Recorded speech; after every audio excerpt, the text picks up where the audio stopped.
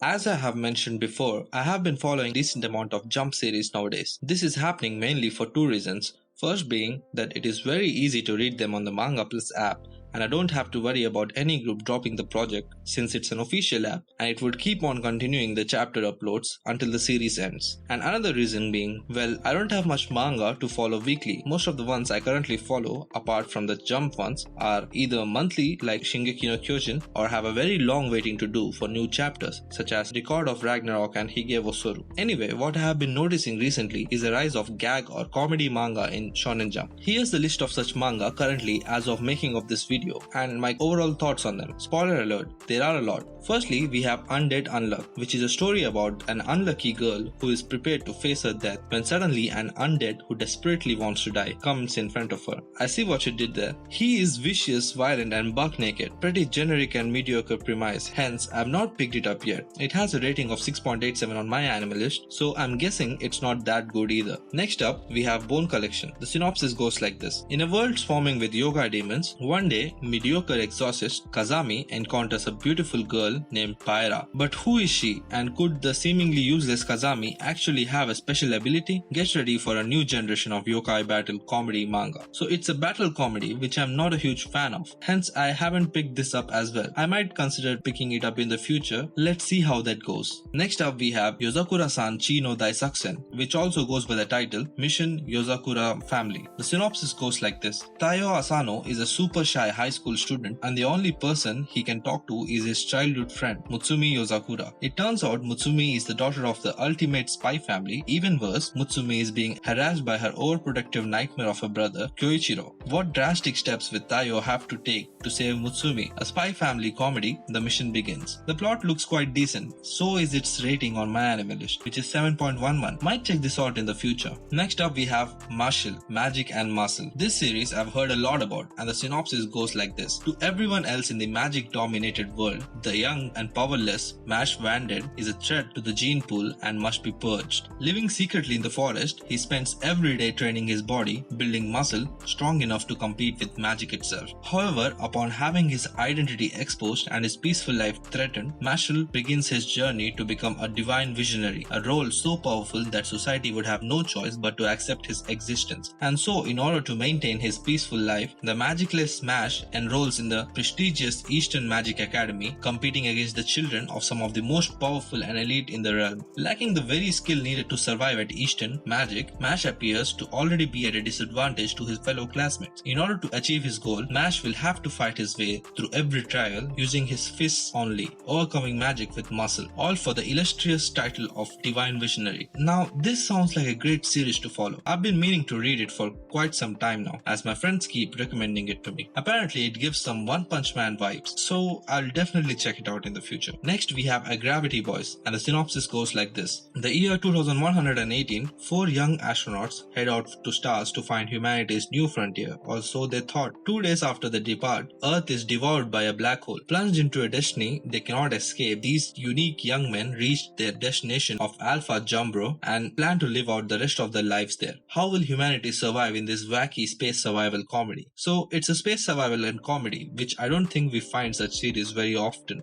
Interesting setup, but looking at the recent performances on the relative magazine rankings, I'm guessing it's heading towards an axing. Let's see how that goes. Next up, we have Bokuto Robocco, also known as Me and Robocco, which is like a straight up gag manga with retro-esque art style. The synopsis goes like this. The year is 20XX, a time when every household owns a cute maid robot known as order maids. Average grade schooler Bondo dreams of having his very own robot, but what he got was unable to compute. Life is gonna get a whole lot weirder when Robocco, the most powerful clumsy maid ever created, shows up at his door. A very simple setting, I would say, and I'm following this series weekly. I don't know why. I guess I was just bored at one point. The author did say that he has plans of turning it into a battle manga, so I'm a bit intrigued by that. So far, it has been very mediocre in my opinion, though it isn't as tropey as I thought it would be. As of now, I personally would not recommend you check this manga out. Next up, we have Hakaishin Magu-chan, also known as Magu-chan, God of Destruction. This is another series that I am currently following. Well, in the beginning I was having mixed opinions about it, but as the series went on, I'm surprisingly enjoying it. It is very wholesome, the comedy timing doesn't feel odd, and the characters are all adorable. The synopsis goes like this. The God of Destruction, Magum Menueku, has been summoned by the Chaos cult. Humanity's last hope is the honorable Holy Knights. The battle to save mankind took place hundreds of years ago. But now a girl out in the country named Ruru releases the legendary God of Destruction, who has been trapped in a magical jewel. Will the Nato-eating, destruction beam blasting Magu-chan fill the world with complete chaos? This heartwarming and destructive comedy series is ready to explode onto the scene. So yeah, I'm looking forward to this series and I recommend you check this out as well.